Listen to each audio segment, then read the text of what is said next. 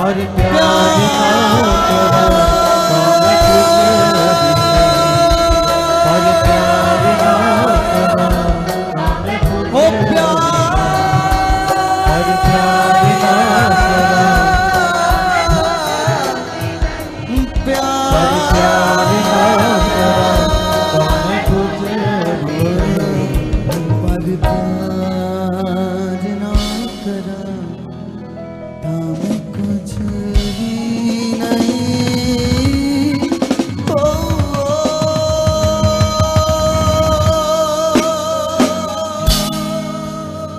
आमेन। Hallelujah. ऊंचा बोलते हुए हालेलुया।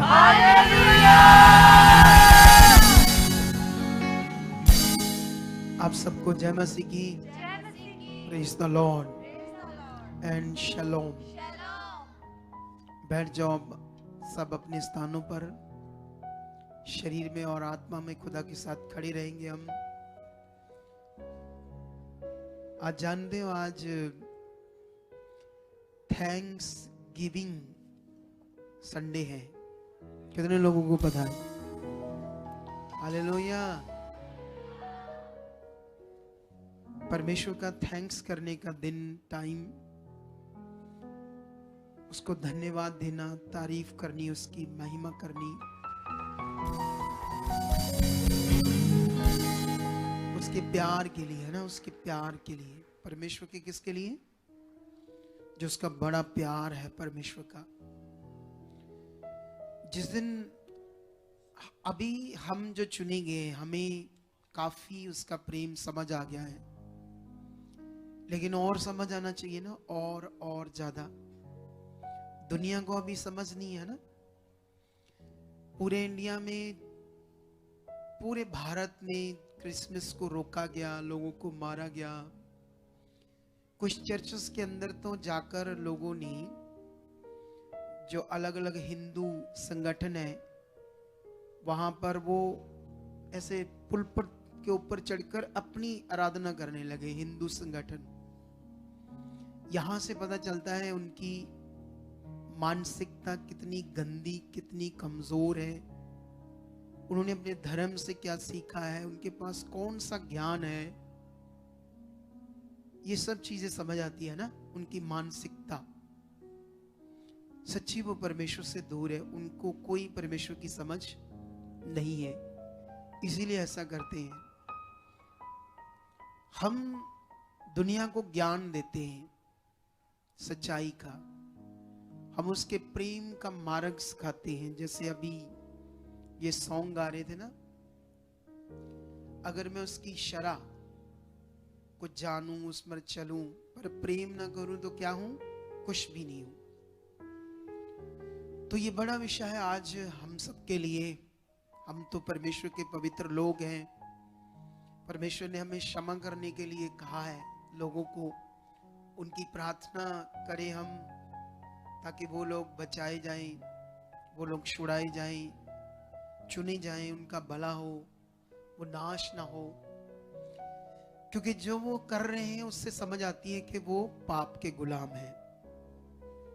जो बाइबल कह रही है, जिसका हम प्रचार कर रहे हैं, पृथ्वी, ये करो, जो हम पृथ्वी पर प्रचार कर रहे हैं ना, हमारे प्रचार करने का मकसद ही ये है कि जो मनुष्य पाप का गुलाम है, क्योंकि मुक्ति, मोक्ष दुनिया को समझ नहीं है। कोई मुक्ति को कुछ कह रहा है, कोई कुछ कह रहा है, कोई कुछ कह रहा है, कोई कुछ कह रहा है, लेकिन मुक्ति सिर्फ पाप से मुक्त होने को बोलते हैं मुक्ति। क्योंकि जो पाप का जीवन है, सबसे पहले उससे दूर होना, यही सबसे बड़ा पाप है। उस परमेश्वर से जिसने हमें सांस दी। एक भाई है, वो मेरे घर में आता है, बहुत ऐसा नहीं बड़े सलून का वो बंदा है, छोटी सी उसकी शॉप है, लेकिन उसकी कटिंग कुटिंग ठीक है, मुझे पसंद है। वो घर में आकर करता है मेरी कटिंग, दाढ़ी, ठीक है। एक दिन मैंने उससे पूछा कि आप, जैसे तुम तो सिख हो जात के, लेकिन तुम वैसे किसको विश्वास करते हो दुनिया में? जैसे वो कहता नहीं मैं तो गुरुद्वारे करता हूँ। नहीं, मैंने कहा सच सच बता, क्योंकि मैं जानता हूँ बहुत सारे लोग कुछ करते और है, बताते कुछ और है। कहता मैं क्षेत्रपाल की पूजा करता हूँ। किसकी? मेन मेरे लिए मेरा गॉड वो है क्षेत्रपाल। समझते हो या नहीं समझते हो? उस दिन तो मैंने कुछ नहीं कहा उसे, लेकिन एक दिन मैंने उसे कहा, डालो आप, एक दिन मैंने उससे कहा कि मेरी एक बात सुन, मैं तुम्हें एक उदाहरण देता हूं। मैंने कहा जैसे एक माता पिता होता है तो वो हमें जन्म देता है अपने शरीर से। माता पिता जब वो जन्म देता तो हमें फिर वो पालता है, पोसता है बड़ी मेहनत से। हमारे सब दुख में, हर चीज में माता पिता पीड़ा में रहकर हमें अच्छा जीवन देने की कोशिश करता है। तो जब बच्चा बड़ा हो जाता है तो उसके बाद वो उनका निरादर करे, उनकी कोई बात ना करे, या उन्हें छोड़ दे, उन्हें एक साइड पर ही कर दे, निरादर करे उनका। तो तुम मुझे बता, वो जो ऐसा करेगा उसके लिए तेरी क्या सोच है? कहता वो बड़ा ही गंदा होगा, बड़ा ही गलत होगा। तो मैंने उससे पूछा तुमने कभी ऐसे नहीं सोचा तुम्हें किसने बनाया है? कौन है जिसने तुम्हें सांस दी? है ना, कभी ऐसे सोचा नहीं वो कौन हो सकता है? क्योंकि मनुष्य तो सोचता नहीं है ना। वो कहता ठीक है जहां लगे ठीक है, जहां लगे। ये कौन है? कौन है जिसके साथ आप पूजा कर रहे हो, भक्ति कर रहे हो? जानना चाहिए ना। जब जानेंगे तो समझ आ जाएगी, क्योंकि मनुष्य को परमेश्वर ने बुद्धि दी है, वो समझ सकता है, हिस्ट्री चेक कर सकता है। तो मैंने उसे समझाया। फिर मैंने कहा देख, तुम जानते हो दुनिया रचने वाला ये नहीं है जिसकी आप पूजा करते हो। वो एक परमात्मा है, वो एक सर्वशक्तिमान है, वो एक परमेश्वर है। कई ग्रंथों में उसके बारे में लिखा, वो शब्द है, वो दिखता नहीं है, उसका शरीर नहीं है, ऐसी चीजें उसके बारे में लिखी है। वो मनुष्य से जन्म नहीं लेता। तो मैंने कहा तुमने कभी उसके बारे में सोचा नहीं वो कौन है? क्योंकि हम लोग इंसान क्या करते हैं ना, जैसे इस जीवन को जीने के लिए, इस जीवन के साथ कुछ भी बुरा हो रहा है, इसको ठीक करने के लिए इधर उधर जाते हैं, कहीं से हो जाए भला। बस हमारी सोच इतनी है। और हम पाप के गुलाम हैं तो भटकते रहते। दुष्ट हमें भटकाता रहता है ना। जैसे अभी एक गवाही सुन रहे थे हम, वो बहन 10,000 लेती थी, सुविधा सेंटर में लगी थी। तो वो सोचती थी इससे अच्छा मैं जहर खा के मर जाऊं। 3.5 लाख लगभग डॉक्टरों को दे दिया, 1.5-2 लाख सियाने बाबों को दे दिया। इतनी बीमार, इतनी परेशान, इतनी पीड़ा में, इतनी दुखी थी वो। उसके दुख का कारण क्या था? दुख का कारण था वो पापी है, पाप से पैदा हुई है और परमेश्वर से क्या है? दूर है। कुछ भी कर ले, है ना, जैसे आप समझो, उसको ना तो शांति मिलेगी। कभी कभी जो नेगेटिविटी होती है वो मनुष्यों को इतना तंग नहीं करती, कभी कभी उसकी मर्जी है। कभी कभी नेगेटिविटी बहुत बुरी तरह से लोगों को मारती है, लेकिन उसे समझ नहीं था परमेश्वर कौन है। तो जब वो परमेश्वर के पास आई, उसे समझ आया परमेश्वर कौन है, तो फिर अपनी गवाही दे रही कि कैसे परमेश्वर ने मुझे इतने बड़े दुख से छुटकारा दिया है। मैं जानता हूं रोग छोटा सा भी हमारे शरीर में हो, छोटा सा भी, वो भी हमें तंग करता है। आपका गला खराब हो जाएगा, आपका सिर दर्द होगा एक दिन, सारा दिन तुम्हारा कोई काम करने को दिल नहीं करेगा, तुम परेशान रहोगे सारा दिन। अगर एक सिर दर्द छोड़ो, अगर एक दिन आपको कोल्ड हो गया, आपके नाक से थोड़ा थोड़ा पानी बहने लगा, तुम रुमाल सारा दिन ऐसे करते रहोगे, परेशान रहोगे। ये छोटा सा विषय है, छोटा सा विषय, लेकिन लोग तो कितने दुखों में हैं, कितने हालातों में होते हैं। तो गुड न्यूज देने का मतलब यीशु आया है, वो परमेश्वर, वो खुदा जिसने सृष्टि को रचा, वो खुद प्रकट हुआ दुनिया में मनुष्य को नजात देने के लिए, छुटकारा देने के लिए। अब सवाल है, यीशु मसीह में लोग आ जाते हैं, लेकिन यीशु मसीह में आने के बाद भी उस नजात को समझ नहीं पाते। उसका बड़ा एक विषय है। जैसे एक बच्चा आज बठिंडे से आया था, तो वो अपनी टेस्टमनी दे रहा था। तो टेस्टमनी देने टाइम मैं सोचता हूँ कभी कभी ये बच्चे जो टेस्टमनी जब लेते हैं ना, तो अगला बंदा बात नहीं कर पाता, ये छोड़ देते हैं, खुद फटाफट बोल देते हैं। मैं सोच रहा था इनको बुलवाना चाहिए, उनसे बात करनी चाहिए। नहीं, ये आपने ऐसे कहा था, आपने ये कहा था, आपने ये, क्योंकि उसकी जो फीलिंग होगी ना वो जबरदस्त होगी।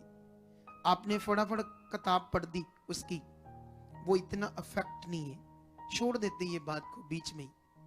वो कर सकते हैं लोग, लाओ मेरे सामने, मैं सबको बुलवा दूंगा, मैं हर एक के मुंह से वो बातें नहीं। अभी मैंने कुछ नहीं कहा किसी को बैठे रहो, लाओ, मतलब ये नहीं कहा जाओ लाओ, मतलब समझा रहा हूं, सुनो ध्यान से। हमारे पास इतना टाइम नहीं है कि उनको लाना है, समझाना है, पहले टाइम काफी हो गया है। तो अभी ये बात सीखो आप लोग। तो क्योंकि वो बता सकते हैं, अगर इतनी बातें उन्होंने आपको बताई जो आपने लिखी है, उन्होंने बताई ना, तो वो बताएंगे। तुम्हारा कॉन्फिडेंस भी चाहिए। अगर आपने अपना कॉन्फिडेंस छोड़ दिया तो फिर वो उतना पावरफुल तरीके से हम काम नहीं कर पाएंगे। इस बात को हमें याद रखना है। हालेलुया। कितने लोगों को बात समझ आ रही है? वो लड़का बोल रहा था कि मैं 2016 से वो प्रभु में था, और इतने सालों में भी वो कंफ्यूज था बाइबल की बहुत सारी बातों को लेकर, कई सारे विषयों को लेकर। लेकिन क्या होता ना, जैसे बहुत सारा प्रचार हो रहा है, बहुत सारे काम चर्चेस में हो रहे हैं, चंगाइयां हो रही है, लोग बढ़ रहे हैं, तो जो फेथ से जाते हैं ना, एक चीज याद रखना, जब किसी अगुए का ज्यादा नाम होता है ना, तो वो अगुए को ज्यादा फायदा होता है, पक्का 100%। जितना उसका नाम ज्यादा बढ़ता जाएगा ना, उतना ज्यादा उसको क्या होगा, फायदा। जानते क्यों? क्योंकि वो लोग ही इतने बड़े विश्वास से आएंगे कि लोगों की हीलिंग फटाफट होती जाएंगी, क्योंकि वो ज्यादा अच्छे और बड़े विश्वास से वहां जाएंगे।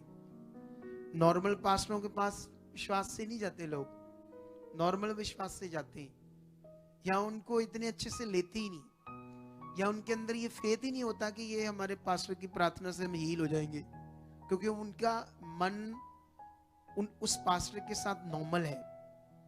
आप जानते हो, जब ये लड़का बोल रहा था आज, जो जलालाबाद ब्रांच में मैंने उसे अपॉइंट किया है,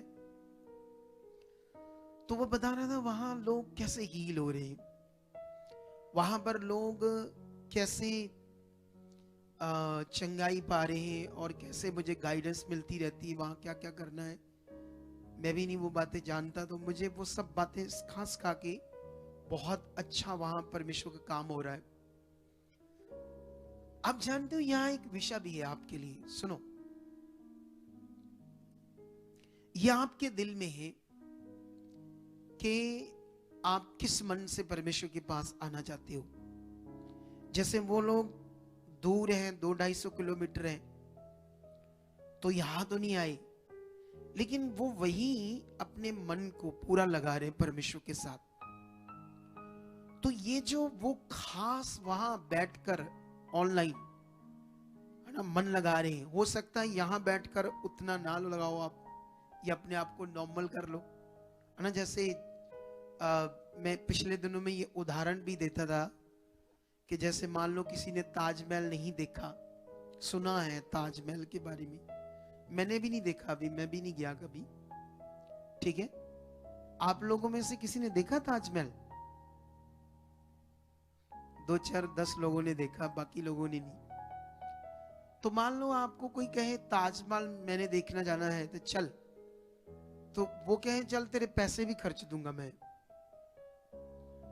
तो तुम्हारे मन में होगा भी हाँ देखना है, ताजमहल सुना है। तो जब जा रहे होंगे ताजमहल देखने तो कैसी सोचे चल रही होंगी? सोचो कैसा होगा, कैसी फीलिंग होगी, कैसी उसकी दीवारें संगमरमर की होगी, कितनी उसमें निकासी है ना, डिजाइन बने होंगे। सोचे सोचे सोचे सोचे चल रही होंगी, है ना अंदर। लेकिन जब आप जाओगे वहां तो उसको कैसे देखोगे? खास मन से ना, एक फीलिंग से, खास मन से पूरा देखा, मजा आया ना। लेकिन फिर किसी ने कहा चले ताजमहल देखने, जब दूसरी बार जाओगे तो कैसे मन होगा आपका? उतना नहीं होगा, क्योंकि आपने देख लिया है। तो देख लिया तो इसलिए उतनी रुचि भी नहीं होगी देखने की, फिर जाओगे भी तो उतना मन नहीं होगा। कितनों को बात समझ आ रही? क्योंकि देख लिया है। इसीलिए परमेश्वर वो चाहे तो 1 मिनट में सबके सामने आ जाए, लेकिन दुनिया शरीर है तो शरीर हमेशा क्या हो जाता है? शरीर की आत्मिक चीजों में नॉर्मल हो जाता है और शरीर की चीजों में हमेशा शारीरिक रहता है। लेकिन इसीलिए अगर तुम लोग यहां आते हो, जैसे इस बार हमारी जो ये मीटिंग हुई 25 दिसंबर क्रिसमस की, सच्ची रिकॉर्ड तोड़ मीटिंग हुई हमारी, रिकॉर्ड तोड़ मीटिंग, ठीक है। तो रिकॉर्ड तोड़ मीटिंग हुई, अभी भी हजारों लोग नहीं आए हमारे, हजारों लोग नहीं आए अभी भी। कितने एवेंजलिस्ट, कितने एवेंजलिज्म करने वाले लोग नहीं आए। अब सवाल है कि क्रिसमस हमने बड़ी धूमधाम से मनाया, उसका हम थैंक्स गिवन करेंगे आज परमेश्वर का। लेकिन इतना धूमधाम से मनाने के बाद फिर जब संडे की आएगी एक मीटिंग, तो उसमें नॉर्मल होना है? बोलो नहीं। बस यही ठीक कर लिया है कि इंसान ने अपने आप को, तो वो कभी धोखे में नहीं जाएगा, वो आगे बढ़ता जाएगा। सोच कर देखो, ये वर्षिप टीम में भी मिस है बच्चे, इधर भी मिस है बच्चे। ये क्या बुद्धि होगी इनकी, क्या दिमाग होगा इनका कि मतलब क्रिसमस मना लिया तो आज जरूरी नहीं है, आज जरूरी नहीं है, जरूरी क्रिसमस था। तो ये मिस अपने आप को रखना, ये बहुत अच्छा विषय नहीं है, बहुत अच्छा विषय नहीं है। हालेलुया। कितनों को बात समझ आ रही है आज सारी?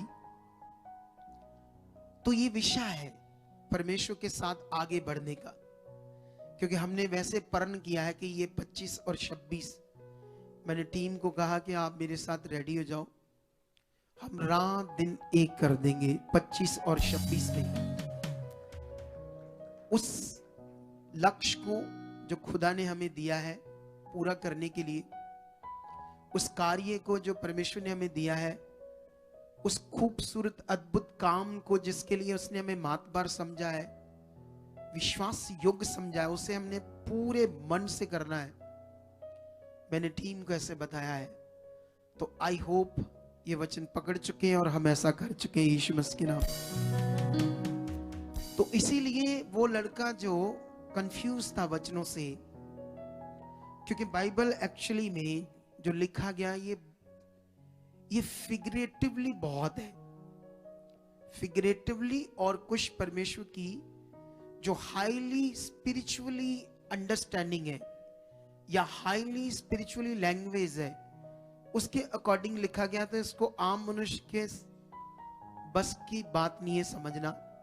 इसको समझने के लिए अपने आप को दीन करना पड़ेगा, परमेश्वर के साथ बहुत अच्छे से बनाना पड़ेगा अपने आप को, तो फिर इसकी बहुत सारी क्या आएगी, समझ आएगी। आप जानते हो, आज एक बहन गवाही दे रही थी कि मैं लगातार संगति में भी आ रही हूं, जैसे खुदा के दास कहते हैं मैं वैसा कर भी रही हूं, कहां कमी है कि मैं हील नहीं हो रही। उसके कुछ रोग थे, थोड़े मैं भूल गया क्या क्या रोग थे, कुछ रोग थे उसको पता। वो जो दे रही थी गवाही, रीढ़ की हड्डी में दर्द था, हाँ एक दांतों के अंदर गिल्टी बन गई थी, और भी कई तरह के रोग है ना। तो वो सब रोग उसे परेशान कर रहे थे, लेकिन बनी तो लगातार थी। सुनो, इसी शिक्षा को लेकर आज का टॉपिक मेरे पास ऑलरेडी है, जो परमेश्वर ने मुझे दिया आपको सिखाने के लिए। हालेलुया। मेरे पास ऑलरेडी ये टॉपिक परमेश्वर ने मुझे कल रात को दिया, कुछ सुबह दिया, तो मैंने अपनी डायरी में उसको नोट करके ले आया हूं और इसी का प्रचार आज मैं करने वाला हूं। ऐसा क्यों? ऐसा क्यों? जब आप बने हुए तो तब भी आपके हालात बने रहेंगे, रोग बने रहेंगे। क्यों? सिचुएशंस क्यों बनी रहेंगी? इसी को आज आप लोगों ने पकड़ना है, समझना है और आगे बढ़ना है और एक जबरदस्त जिंदगी को जीना है। हालेलुया। आंखें बंद करो, एक प्रार्थना करो कि परमेश्वर जो कुछ हम सीख रहे हैं और जो कुछ हम सीखने वाले हैं, सब सीखकर उस पर चलकर तेरी महिमा को प्रकट करेंगे। खुदाबंद हम वफादार रहेंगे, खड़े रहेंगे, ईमानदारी से तेरे साथ चलेंगे, क्योंकि इस दुनिया में सब कुछ नष्ट हो जाएगा। आसमान क्या, सूरज क्या, पृथ्वी क्या, तो फिर जिन चीजों में पीछे हम भाग रहे वो क्या है? वो तो कुछ भी नहीं। सिर्फ जीवन सबसे बड़ा उत्तम विषय है परमेश्वर पिता, जो आपके पीछे चलकर मिलता है। और जीवन लेना, जीवन पाना, अनंत जीवन पाना दुनिया का सबसे बड़ा खजाना है। और जो जीवन, अनंत जीवन को पाता सबसे अमीर व्यक्ति है सर्वशक्तिमान खुदाबंद। इसलिए मेरे ऊपर दया कर पवित्र आत्मा, मुझे छू, मेरे मन को बदल कि मैं परमेश्वर के पीछे चलूं और बढ़ता ही जाऊं, ताकि वो सब बरकतें मेरे ऊपर ठहरी। तेरा प्यार बड़ा है परमेश्वर, जो तूने हमारे साथ किया है। हम जितना भी धन्यवाद करें उतना ही कम है परमेश्वर पिता। निश्चय आज का पवित्र वचन मुझे बहुत ज्यादा आपके साथ चला चुका है और इस वचन को कोई अंधकार की शक्ति चुरा नहीं पाएगी। ये वचन मेरे लिए यीशु मसीह के नाम से ऐसा हो चुका है। आमीन। हालेलुया। सुनो, अभी ध्यान दो। तो अभी मेरे पास, मैं तो वैसे भी पहले ही बाइबल की वो बातें बताता हूं जो दुनिया जिस कंफ्यूजन से गुजर रही है उनको बाहर निकालने के लिए। तो आज भी मेरे पास कुछ ऐसे वचन हैं, ठीक है, जो आपको मैं बताऊंगा, समझाऊंगा। तो आई होप वो सब वचनों से आप लोग और ज्यादा परमेश्वर के साथ अच्छे से बनोगे, ये मेरा विश्वास है। हालेलुया। लेकिन हम सब ने हर एक बात को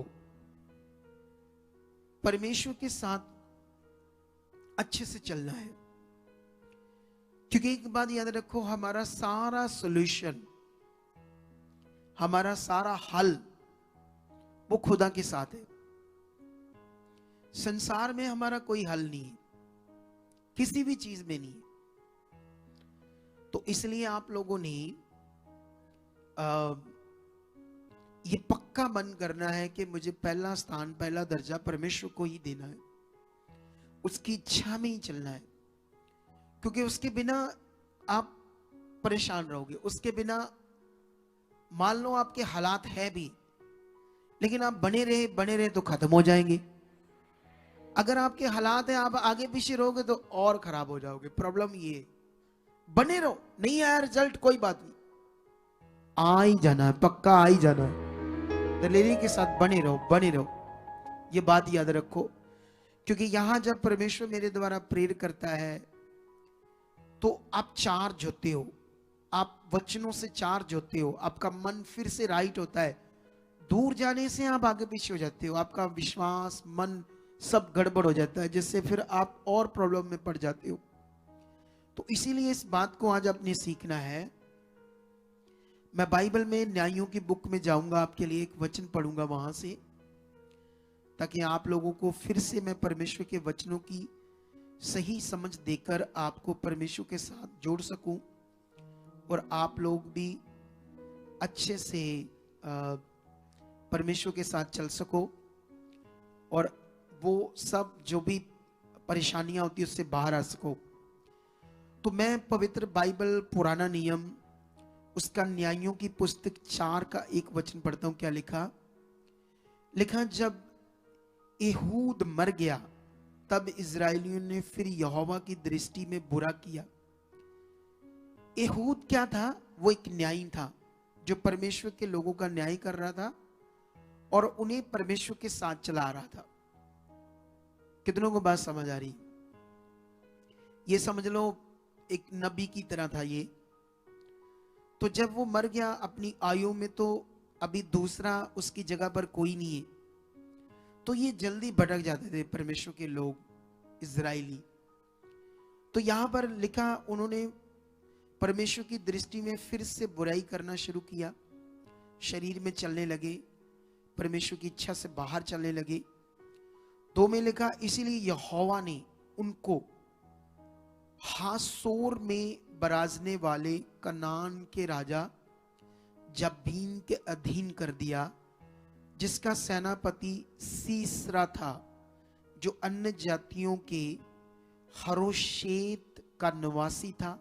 तब इजरायलियों ने यहोवा को दुहाई दी, क्योंकि सीसरा के पास लोहे के 900 रथ थे और वह इजरायलियों पर 20 वर्ष तक बड़ा अंधेर करता रहा। ये वचन तुम्हें मैं क्यों पढ़ा रहा हूं? क्योंकि मैं तुम्हारे विश्वास को ठीक करना चाहता हूं, तुम्हारे मन को मैं और परमेश्वर के साथ राइट करना चाहता हूं।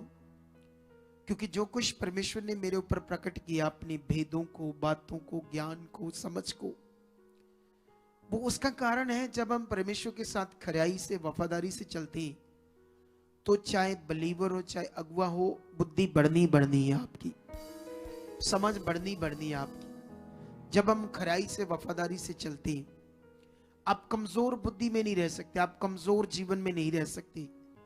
मैं अगर अपने जीवन काल को देखता हूं, जब से मैंने शुरू किया है परमेश्वर के साथ चलना, मैं जैसे जैसे चलता जा रहा हूं वैसे वैसे बढ़ता जा रहा हूं, बुद्धि में, समझ में, चीजें अच्छी होती जा रही है।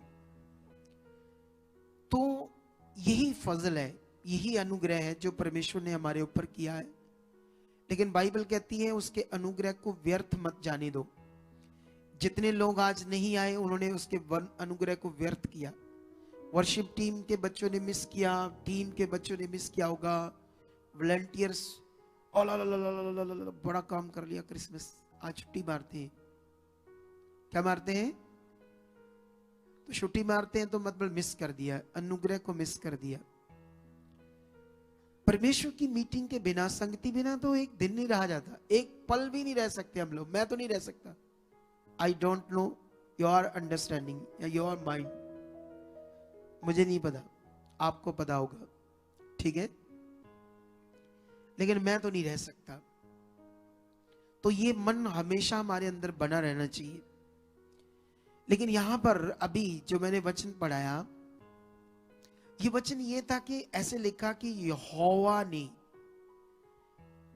अपने लोगों को, एक गलत राजा जो परमेश्वर को नहीं जानता, पत्थर मिट्टी को मानता है कि वो ईश्वर है, एक ऐसा राजा के हाथ में जिसका नाम है हासोर, नहीं सॉरी, जबीन के अधीन कर दिया। एक राजा जबीन, और जिसका सेनापति का नाम है सीसरा, ठीक है।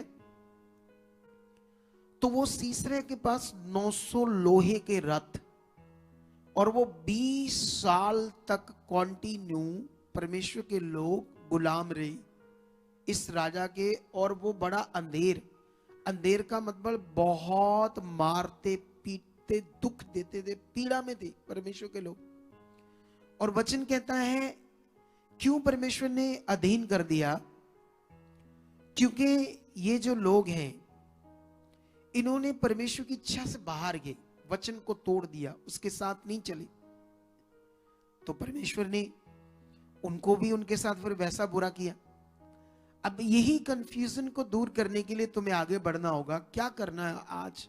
हमने अपने जीवन में विश्वास के साथ जब हमने चलना है परमेश्वर के साथ, तो क्या ये जो लिखा गया है कि परमेश्वर ने ऐसा किया, लेकिन जब यहां से आगे पढ़ोगे तो यहां पर एक दबोरा नाम की स्त्री को परमेश्वर खड़ा करता है। किसको? थोड़ा सा आगे पढ़ोगे, जैसे 5, 6, 7, 8 पढ़ना स्टार्ट करोगे, एक दबोरा नाम की स्त्री को खड़ा करता है नबी के रूप में। ठीक है, तो फिर वो क्या कर रही थी? इजराइलियों का न्याय कर रही थी। तो एक दिन यहां पर एक अबीनोएम के पुत्र बराक को, बराक नाम का एक योद्धा था, परमेश्वर का बच्चा कह लो, लेकिन उसने नबी ओम के पुत्र बराक को का देश नप्ताली में से बुलाकर कहा, क्या इज़राइल, मैं ये 6 वचन पढ़ रहा हूं, क्या इज़राइल के परमेश्वर यहोवा का ये आज्ञा नहीं दी कि तू जाकर ताबोर पहाड़ पर चढ़? और मतलब अब ये कौन है? बराक। ठीक है, उसको ये बताती है कि परमेश्वर ने मुझे क्या कहा है। लेकिन वो कहता अगर तू मेरे साथ चलेगी तो मैं ये सब बातें पूरी करूंगा। इसने कहा सब जो परमेश्वर के लोग हैं उनको इकट्ठा कर, ताकि हम इस गुलामी के जुए को तोड़ेंगे, क्योंकि यहोवा का यह वचन है कि मैं तुम्हें इस गुलामी से आजाद कराऊंगा और जबीन और सीसरा को खत्म करके सब कुछ उनका नष्ट करके, क्योंकि ये अब जब से ये दोबारा आई है तो वचन पूरा हो रहा है। क्या हो रहा है? जब वचन नहीं पूरा हो रहा तो कौन काम कर रहा है? शैतान। जब परमेश्वर का वचन पूरा हो रहा है तो अब वचन का फल आएगा। जब तुम दिहाड़ी लगाते हो तो क्या मिलती तुमको? दिहाड़ी मिलती है ना। जब तुम महीना भर नौकरी पर जाते हो तो उसकी क्या मिलती है? तनख्वाह मिलती है। तो इसी तरह से जब आप वचन पूरा करते हो तो वो कैसे निष्फल होगा? सोचो, क्या कभी ऐसा हो सकता कि जो हम परमेश्वर के साथ कर रहे हैं, ये वॉलंटियर की सेवा कर रहे हैं, ये नई एक टीम बनी है बच्चों की, बड़ी अच्छी लगती है मुझे, ये आर्मी की फौज, खम्भ लगाकर बड़े अच्छे लगते बच्चे, तो ये सब सेवा कर रहे हैं, परमेश्वर के लिए खड़े हैं, लेकिन इनको अपनी सेवा में अपने आप को पवित्र भी रखना पड़ेगा। ये सबसे बड़ा विषय है, क्योंकि जब हम सेवा करते हैं तो लड़के लड़कियां आपस में होते हैं सारी सेवा में, तो कुछ ना कुछ शैतान भी चाहता है कि आपस में विचार गलत हो जाएं, तो तब वो सेवा का फल नहीं आएगा, तब कुछ गड़बड़ हो जाएगा। इसीलिए हम जिसके साथ चल रहे पहला स्थान उसकी ओर। मैं किसी को बता रहा था एक बात, कोई सेवक था वो व्यभिचार में थोड़ा जा रहा था, तो मैंने किसी को समझाया कि व्यभिचार मिट्टी का जीवन है, मिट्टी जीवन है, लेकिन परमेश्वर के साथ जो जीवन है वो जबरदस्त जीवन है। जबरदस्त करके देखे कोई, अच्छे से जीकर परमेश्वर के साथ, और परमेश्वर हमारे लिए सबसे बेस्ट करेगा। कुंवारे लड़के हैं, लड़कियां हैं, तो परमेश्वर उनके लिए एक बेस्ट रिश्ते को, लड़की लड़के को लेकर आएगा अपनी इच्छा से, क्योंकि हम जो करेंगे अपनी मर्जी से वो मिट्टी होगा। हमेशा क्लेश, झगड़े, लड़ाई, कोसते रहेंगे एक दूसरे को, जो हम अपनी बुद्धि से करेंगे। तो क्यों ना हम वेट करके पवित्रताई में रह के परमेश्वर की इच्छा को मांगे, तो वो हमारे लिए क्या करेगा? बेस्ट करेगा। तो यहां पर दबोरा के द्वारा परमेश्वर ने अपना वचन दिया और वो बराक तैयार हुआ। इतनी पावरफुल फौज 10,000 लोगों के सामने हार गई। 900 लोहे के रथ टूट गए इनके सामने। परमेश्वर की पावर काम कर रही थी। ये कभी भी नहीं उनको जीत सकते थे, लेकिन वो सब खत्म हो गए, हार गए, दौड़ गए, भाग गए, ये आजाद हुए। लेकिन एक वचन यहीं से और पढ़ता हूं मैं आपके लिए, जो बड़ा मीन है। 5:1 में लिखा, उसी दिन दबोरा और अबीनोम के पुत्र बराक ने ये गीत गाया जब वो जीत गए। इज़राइल के अगुओं ने जो अगुवाई की और प्रजा जो अपनी ही इच्छा से बढ़ती हुई, इसके लिए यहोवा को धन्य कहो। हालेलुया। ये वचन कहता है, गीत क्या गाया? क्योंकि जीत गए। जीत का कारण था अगुओं ने अगुवाई की और लोगों ने उस अगुवाई को मान लिया। हालेलुया। अगर वो अगुए अगुवाई नहीं करती, वो अगुआ अगुवाई नहीं करता, लोग उसे नहीं मानते, वो जीत नहीं होती, वो अच्छा जीवन नहीं लेते, वो परमेश्वर की इच्छा से नहीं बढ़ते।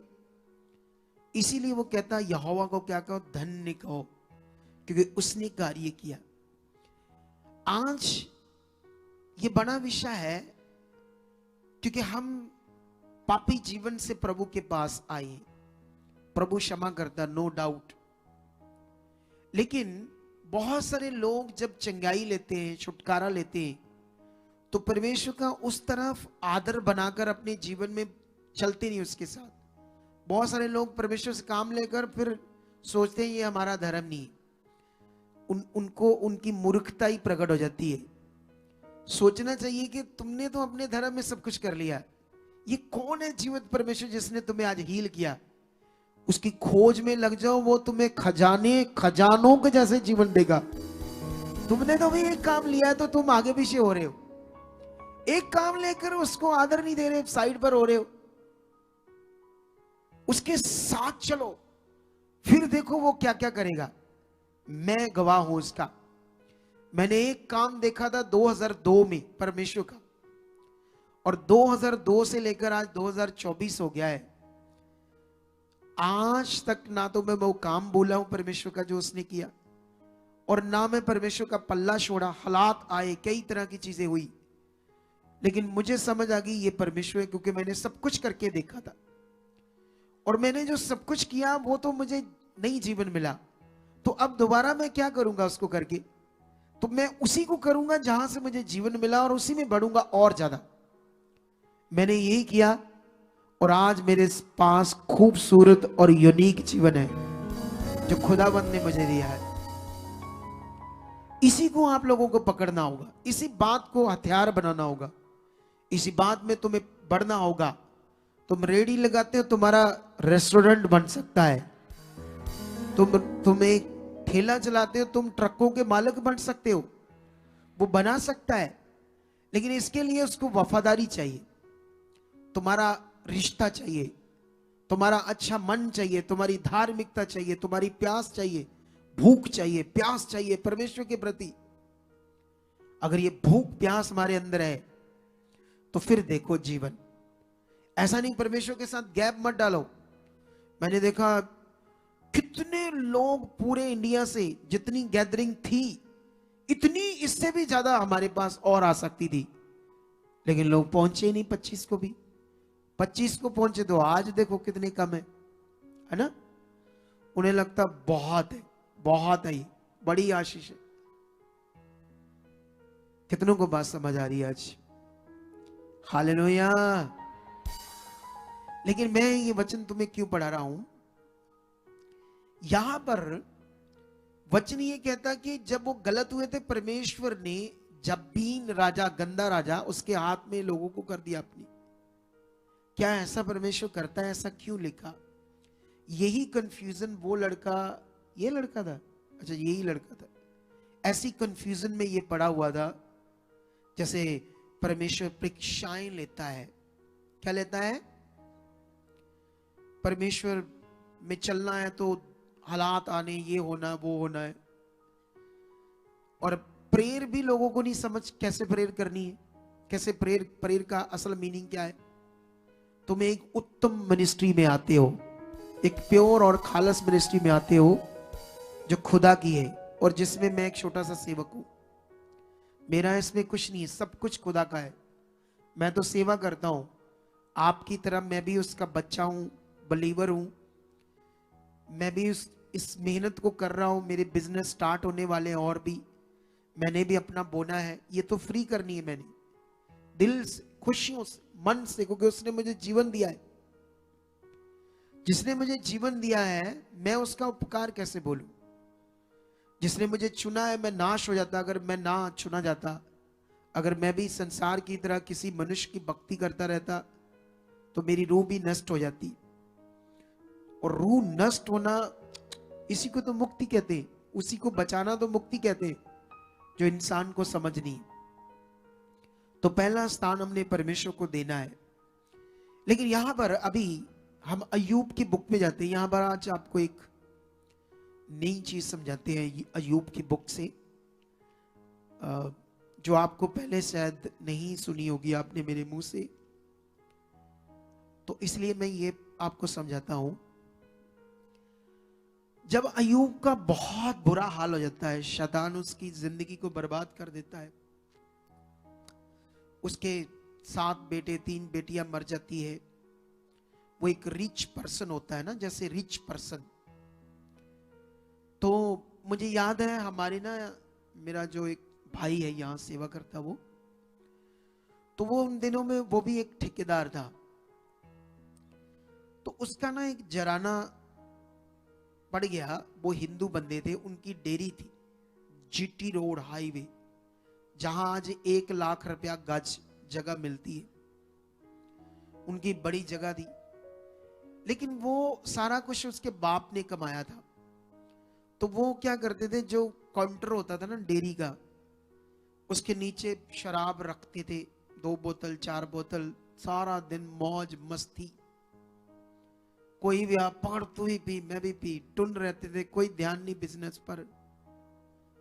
और आज वो सब कुछ खत्म हो गया उनका, बिजनेस, पैसा, चीजें, प्रॉपर्टी। जैसे वो फैक्ट्री में जाते हैं ना, डब्बा पकड़ के रोटी 2-3 रोटियां बांध कर सब्जी लेकर, ऐसे जाते हैं साइकिल पर बेचारी। ये हाल हो गया है। इसी तरह से शैतान ने अय्यूब का कर दिया, रिच पर्सन को खत्म कर दिया। चलो पैसा गया तो गया, बिजनेस गया तो गया, लेकिन बच्चे गए, ये उसके लिए दुख था। बच्चों का भी दुख बाइबल में उसने इतना बड़ा नहीं माना। फिर शैतान ने उसके शरीर पर, खुद के शरीर पर पूरे फोड़े, कीड़े तक चला दिए। लेकिन उसकी पत्नी उसको बुरा भला बोल रही थी कि तू क्या परमेश्वर को पकड़ कर बैठा है, फटकार से। लेकिन वो जितना जानता था, उसने कहा नहीं, वो धन्य है। अगर उसने कुछ अच्छा दिया तो, अगर उसने दुख दिया तो हमें दुख भी लेना चाहिए, जैसे दुनिया कहती है। उसके पास भी ऐसी शिक्षा थी। लेकिन मैं यहां से थोड़ा सा पढ़ता हूं आपके लिए एक वचन, अय्यूब की बुक 2:11। जब तेमानी, एलिपज और शूही, बिल्दद और नमाती सोपर, ये नाम बड़े कठिन कठिन से पढ़ने में है ना, ये उस जमाने के नाम है। तो ये उसके 3 दोस्त हैं। अय्यूब के इन 3 मित्रों ने इस सब विपत्ति का समाचार पाया जो उस पर पड़ी थी। तब वे आपस में ये ठान करके, हम अय्यूब के पास जाकर उसके संग विलाप करेंगे और उसको शांति देंगे, और अपने अपने यहां से उसके पास चले। जब उन्होंने दूर से आंख उठाकर अय्यूब को देखा और उसे ना पहचान सके। क्यों नहीं पहचान सके उसे? फोड़ों से, जो सिर से लेकर पांव तक थे, पूरी तरह बीमारी, कोड़े, कीड़े पड़कर गला सड़ा पड़ा था वो। तो कैसे पहचान पाएंगे? तो आगे लिखा, पहचान ना सके तब चला कर रो पड़े, ऊंची ऊंची रोने लगे और अपने अपने कपड़े फाड़े उसका दुख देखकर। आकाश की ओर धूल उड़ा उड़ाकर अपने सिर पर डाली। तब वे 7 दिन और 7 रात उसके संग भूमि पर बैठे रहे, परंतु उसका दुख बहुत ही बड़ा जानकर किसी ने ना उससे एक भी बात कही। मैं तुम्हें सब बस समझाने जा रहा हूं, क्योंकि ये चीजें मैंने कभी तुम्हें पढ़ाई नहीं थी पहले। ये प्रकाशन होते तुम्हें क्या चाहिए और समय पर परमेश्वर देता है, ठीक है। अब अय्यूब के बारे में तो हमने देखा सुना, लेकिन तुमने कभी और उसके बारे में नहीं पढ़ा होगा अच्छे से। इतना भयंकर दुख, इतना भयंकर दुख। सोच लो, 7 दिन उसके साथ जमीन पर मिट्टी पर बैठकर धूल डालकर रो रो, उसके मित्र भी उसको देख देख कर चीख चीख कर रो रहे उसका हालात देखकर। लेकिन अय्यूब क्या कहता है? अय्यूब शुरू करता है यहां बात कोई करनी, पढ़ते थोड़ी सी 3 से 1। इसके बाद अय्यूब मुंह खोलकर अपने जन्म दिवस को तितकारने और कहने लगा, वह दिन जल जाए जिसमें मैं उत्पन्न हुआ, और वह रात भी जिसमें कहा गया कि बेटा का गर्भ रहा। वह दिन अंधेरा हो जाए, ऊपर से ईश्वर उसकी सुधि न ले और ना उसमें प्रकाश हो। अंधकार और मृत्यु की छाया उस पर रहे, बादल उस पर छाए रहे और दिन को अंधेरा करने वाली चीजें उसे डराए। घोर अंधकार उस रात को पकड़े, वर्ष के दिनों के बीच वह आनंद न करने पाए और ना महीनों में उसकी गिनती की जाए। सुनो, वह रात बांझ हो जाए, उसमें गाने का शब्द ना सुन पड़े। जो लोग किसी दिन को धिक्कारते हैं और लिव्यातान को छोड़ने में निपुण और उसे धिक्कारे, उसकी संध्या के तारे प्रकाश ना दे, वह उजाले की बाट जोए, वह उसे ना मिले, वह भोर की पलकों को भी देखने ना पाए, क्योंकि उसने मेरी माता की कोख को बंद ना किया और कष्ट को मेरी दृष्टि में से ना छुपाया। मैं गर्भ ही में क्यों ना मर गया, पेट से निकलते ही मेरा प्राण क्यों ना छूटा। मैं घुटनों पर क्यों लिया गया। सुनो ना, देखो ध्यान से, ये बातें जो मैं पढ़ा रहा हूं आपको, इसको समझना होगा आपको, ऐसा क्यों वो बोल रहा है। ये उस दुख की फीलिंग है, उस पीड़ा की फीलिंग जो वो बोल रहा है अपने मित्रों के सामने। क्या कर रहा है? इतना पीड़ा, इतना भारी दुख जो उस पर आया। अब सोचने वाली बात है, क्यों आया उस पर, ये बड़ा विषय है। बाइबल तो कहती वह धर्मी मनुष्य, परमेश्वर का भय मानता था, बुराई से दूर रहता था। तो फिर क्रिश्चियनिटी कहेगी हाँ परमेश्वर परीक्षा ले रहा है। वो कैसा परमेश्वर है जो इतनी पीड़ा में मनुष्य को रखता है? उसको क्या मजा आता है? कौन सी ये परीक्षा है? कितनों को बात समझ आ रही है? सुनो, आप जानते हो ऐसा क्यों हुआ? ऐसा होने का कारण था उसके बच्चे। जैसे आज एक गवाही हम सुन रहे थे बहन की, कि जब उसके शरीर में हालात थे तो वो उसके घर वाले बच्चे जो प्रभु में नहीं है वो उसको ताने मारते थे, तू चर्च भी जाती है, तेरा ये नहीं ठीक हुआ, वो नहीं ठीक हुआ, तो उसका मन खराब करते रहते थे। तो ये बच्चों से अय्यूब परमेश्वर के साथ तो खुद तो सही था, लेकिन बच्चों की वजह से परेशान था, क्योंकि वो परमेश्वर के साथ नहीं चलते थे। वो पार्टी करते थे, ड्रिंक करते थे, नशा करते थे। पढ़कर देखो, ऐसे लिखा है। लेकिन लोगों ने पढ़ा नहीं इसको अच्छे से, 1 अध्याय को, 2 अध्याय को तो पढ़ा नहीं, तो फिर उनको समझ भी नहीं आया क्यों ऐसा हुआ। कितनों को बात समझ आ रही है? जब जब आपका मन खराब होगा, ये बात सीख लो आप लोग, तब नेगेटिविटी काम करेगी। पुराना नियम, नया नियम, यीशु मसीह का आना, ये सब विषय आपको ठोस पकड़ने होंगे, ठोस इन बातों को अपने जीवन में रखना होगा।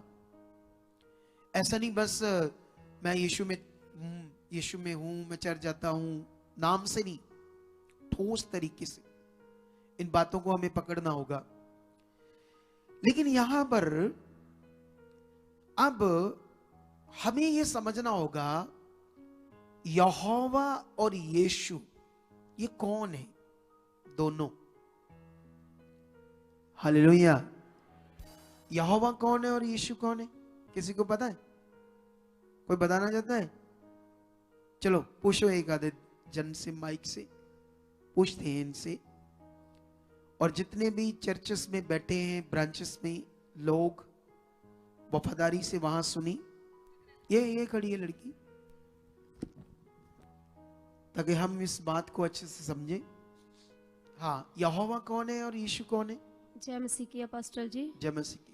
यहोवा भी खुदावंद है और प्रभु यीशु मसीह भी उसका दूसरा कैरेक्टर, वो भी खुदावंद है यीशु के नाम से। ये तो बड़ा सही बोला इसने। हालेलुया।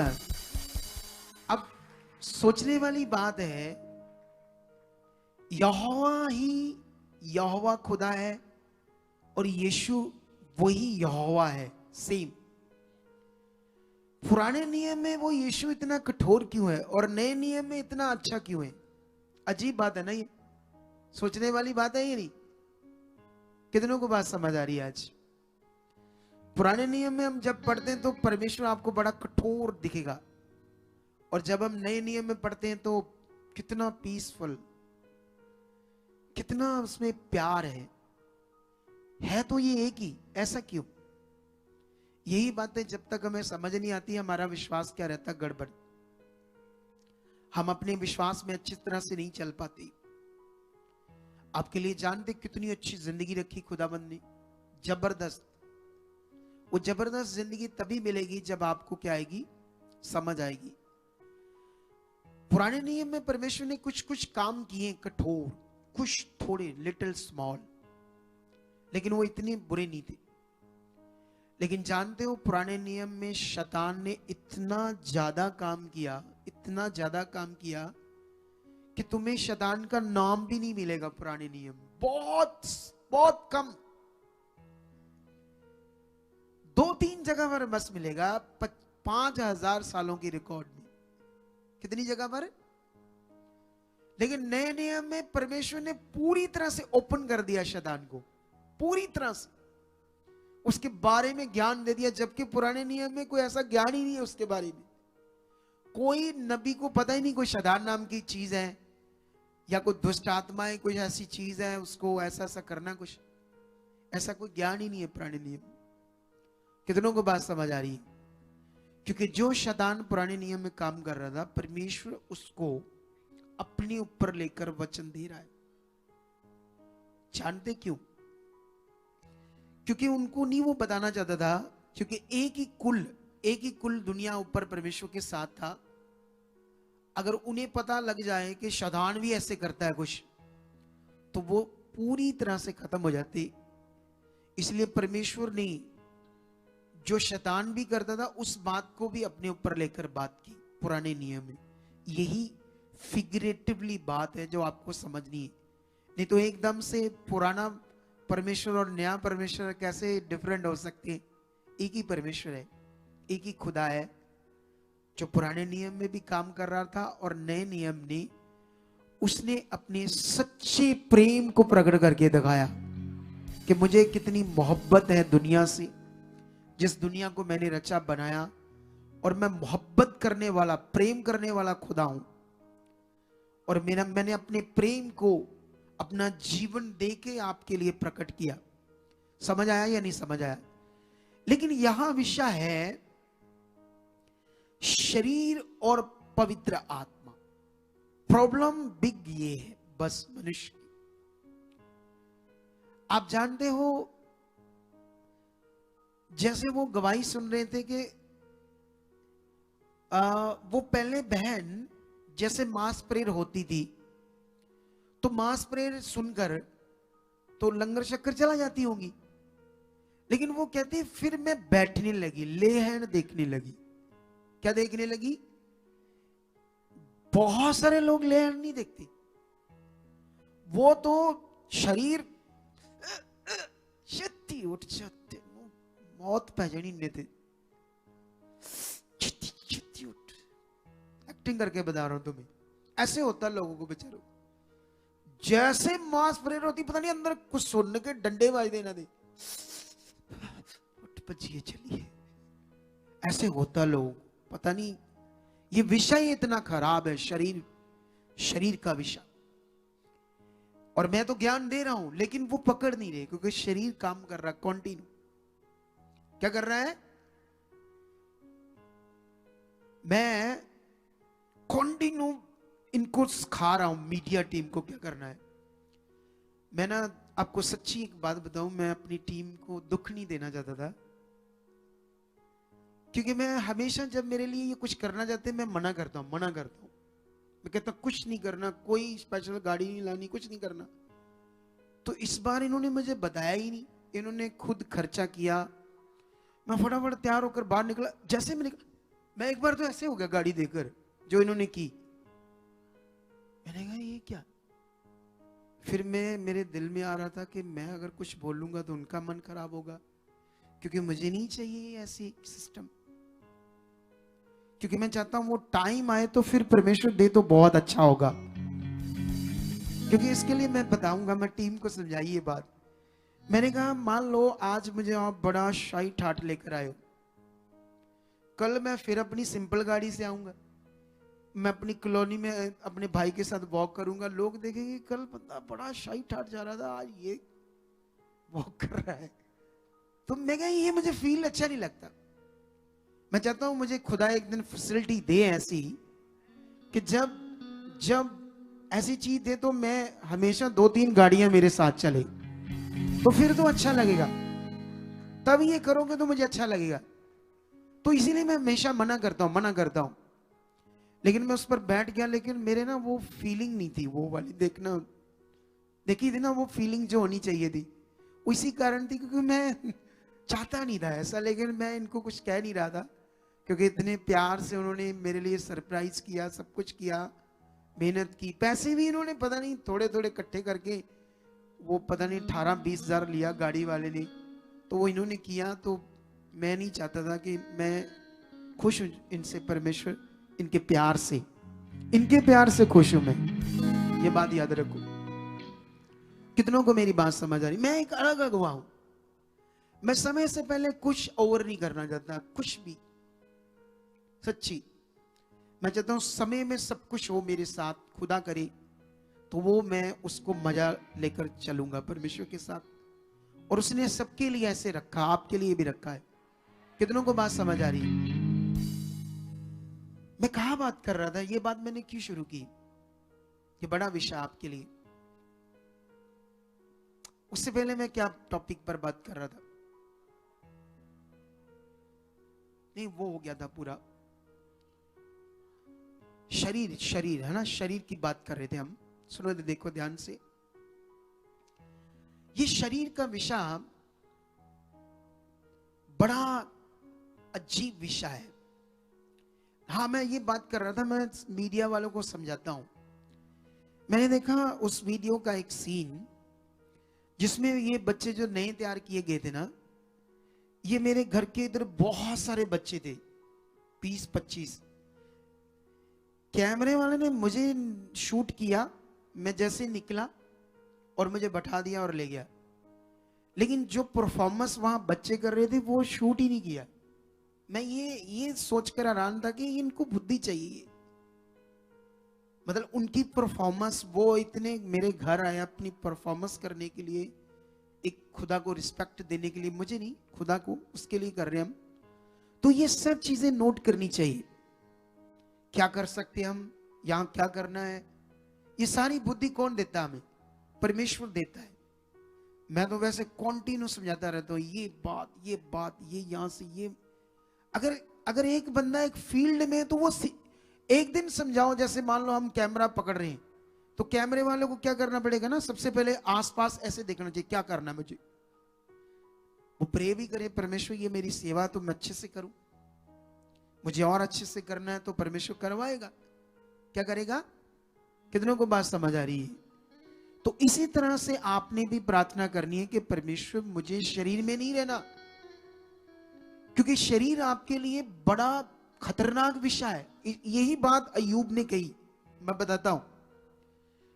ये देखो, उसका शरीर का विषय सामने आया अय्यूब का, जब हालात नहीं आया उससे पहले वो क्या कर रहा था? अपने बच्चों को लेकर, वो अपने बच्चों को लेकर 3:25 में लिखा, क्योंकि जिस डरावनी बात से मैं डरता हूं वही मुझ पर आ पड़ती है, और जिस बात से मैं भय खाता रहा वही मुझ पर आ पड़ती है। हालेलुया। ये अय्यूब के अंदर अपने बच्चों को लेकर कॉन्टिन्यू नेगेटिविटी चल रही थी, और जिससे शैतान ने एक बड़ा तगड़ा उसकी जिंदगी में खतरनाक काम किया। अब यहां तो स्टोरी कुछ और है, परमेश्वर के सामने शैतान गया, ये हुआ वो हुआ। क्या स्टोरी इसकी मैं अगर पूरी एक्सप्लेनेशन बताऊंगा तो शायद क्रिश्चियनिटी मेरे विरोध में हो जाएगी, सच्ची। क्योंकि जैसे ये लिखा है, इसके अंदर भी फिगरेटिवली बातें जो हमें अंडरस्टैंड करने वाली है, तो इसीलिए मैं ज्यादा बातें तो बताता भी नहीं, मैं थोड़ा थोड़ा ही समझाता रहता हूं, क्योंकि इतना खुदावंद ने अपने ज्ञान को मेरे ऊपर प्रकट किया है। तो इसीलिए जहां इतना बड़ा ज्ञान मेरे पास परमेश्वर ने प्रकट किया है, तो वहां की कलीसिया कितनी पावरफुल होनी चाहिए, ये बात सीख लो आप लोग।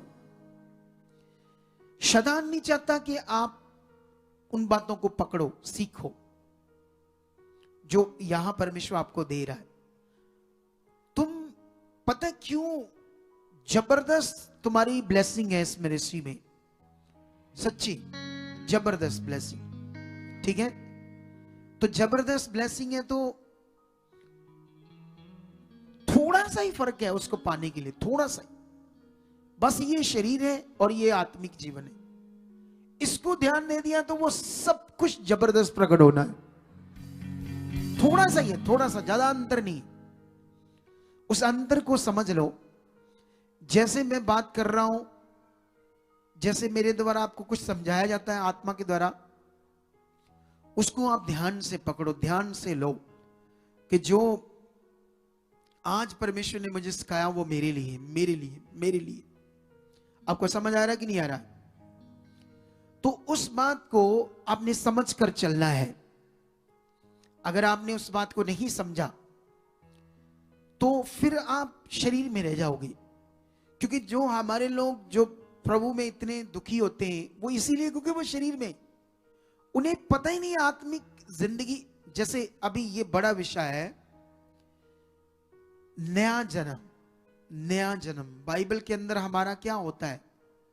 हम सोचते हैं बपतिस्मा ले लिया तो नया जन्म हो गया। तो बपतिस्मा लेकर तो लोग ब्लू फिल्में देखते हैं, बपतिस्मा लेकर तो लोग व्यभिचार भी करते हैं, गालियां भी देते हैं, झगड़े भी करते हैं, सब कुछ वही रहता है जो पहले था बपतिस्मा लेने के बाद भी।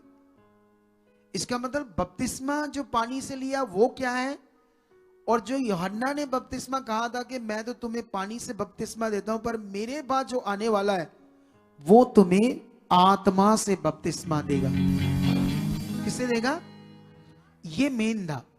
ये विषय अगर लोगों को समझ नहीं आया, आत्मा का बपतिस्मा या आत्मा का जीवन, पवित्र आत्मा का जीवन जो हमारा है, ये समझ नहीं आया तो समझ लो आप पुराने जीवन में हो।